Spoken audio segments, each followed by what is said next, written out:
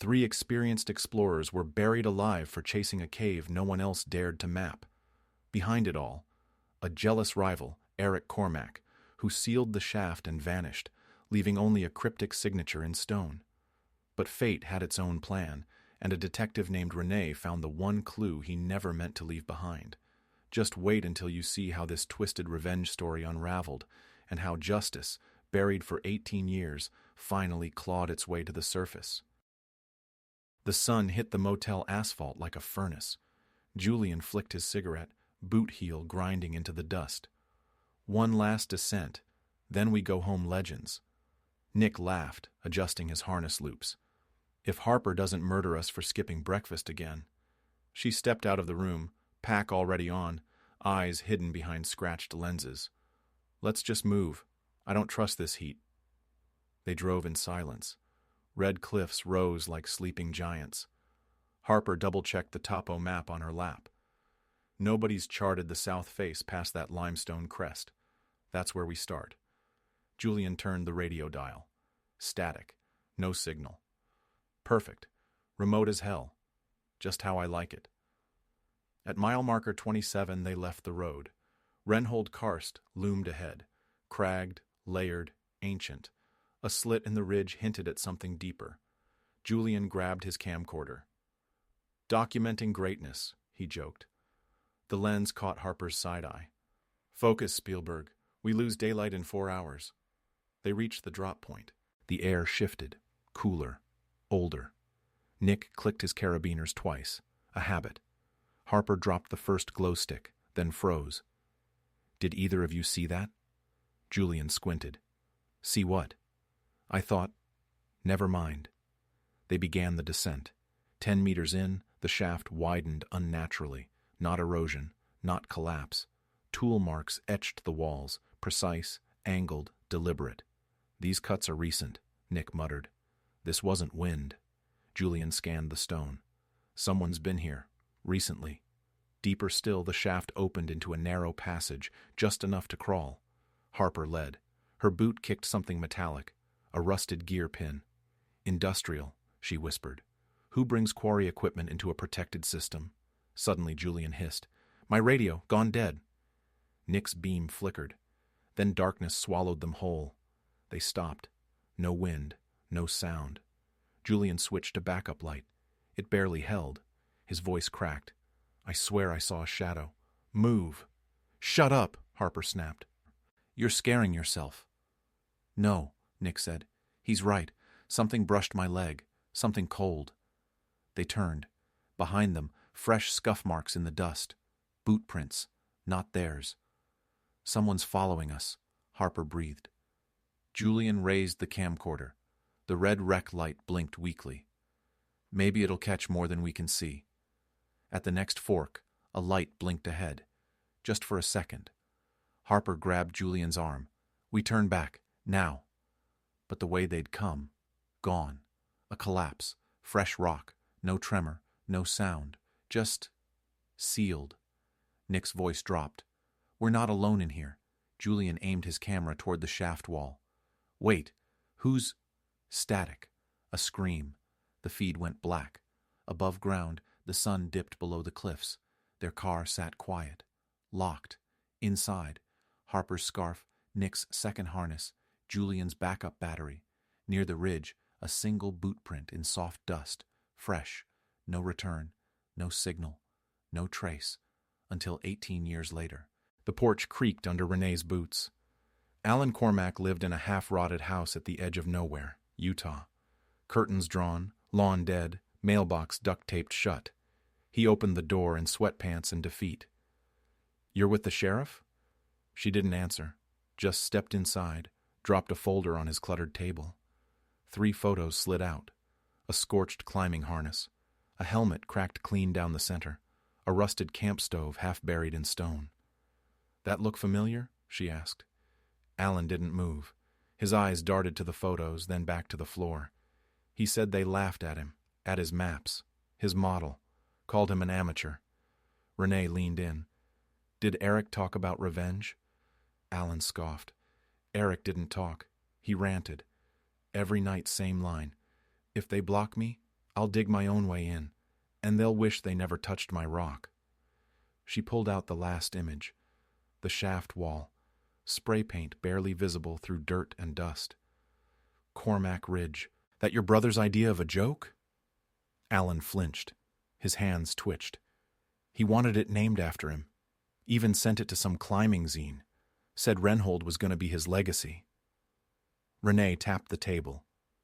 Then what's this? Alan hesitated, then reached into a drawer, pulled out a yellowed envelope. He mailed this after the search ended. I thought it was... I don't know. The letter was short, just 13 words. They screamed for hours. Then they stopped. I told them not to take my spot. The earth doesn't forget, Alan. It takes and it seals. Her voice came out dry. So he buried them alive. Alan didn't respond. He just stared past her, out the window, like the desert might answer for him. Renee stood.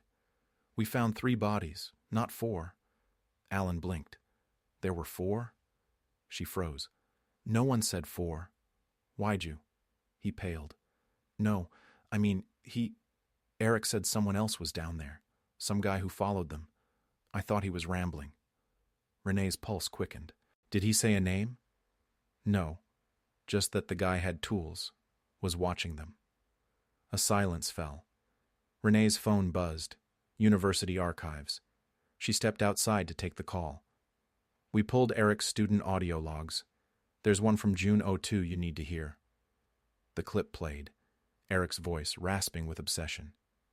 They stole my plan, all of it. Julian just redrew my map and claimed it. Harper mocked my thesis. And Nick said I didn't have the guts to descend. They don't know caves like I do. They don't listen to stone. But I do. It told me what to carve. The log cut. Static. Renee hung up, looked back at the door. Alan stood there, pale, holding something new. A photo. Faded, torn. 4 people. 3 familiar. Julian, Nick, Harper, and 1 more.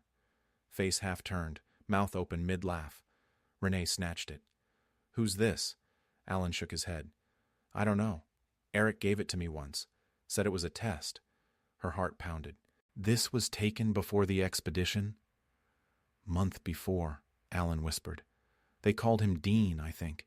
He wasn't supposed to go. Renee turned the photo over. 1 word in Eric's handwriting. Witness. So who the hell was Dean? And where did he go? The mineshaft groaned as the wind swept through its rusted gate. Renee stood at the edge, squinting at the burn marks along the frame. Why torch it? She muttered. The ranger beside her shrugged. Or maybe to erase whoever came before him. Inside, the stench of burnt nylon and mildew clung to everything. The sleeping bag, half melted, cans of chili and fruit cocktail, and the camcorder, miraculously intact. The tape played. Eric's face was bone-thin, his eyes hollow but bright with something wild. They'll never understand what the cave gave me. It took their names, but it gave me peace. He leaned forward. Julian screamed so loud it echoed back. Harper begged. Nick fought me. I didn't kill them. The mountain did. I just helped it decide. Then he raised a leather notebook. My last map. Not for you. But if you want the truth, you'll need to dig deeper than bones. Then static. Renee rewound it twice, catching a glimpse of a ridge marker on the corner of the map. Freeze it, she told the tech. Coordinates. Barely legible, but enough. Search crews moved in fast. Helicopters, climbers, drones, nothing. Until a volunteer, Ty Marks, Harper's former teammate, found a fissure along a dry wash, a tin box, sealed in wax. Inside, 1 folded page, a set of coordinates, and a note in cramped handwriting. This is where the 4th one lies. Not Julian, not Harper, not Nick, and not Eric. Back at forensics, the lab tech looked pale. We reprocessed the mandible. It's not in the registry. Renee's voice sharpened. Not one of the 3? No, the tech said. And definitely not Cormac either. Then who the hell is he? A new file hit her desk. Fingerprints, partial DNA from a molar. No match in CODIS, but a partial print bounced off an old geology database.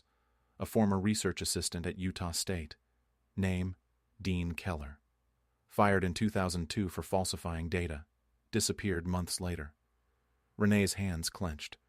She called Alan. Dean Keller, she said. Your brother knew him?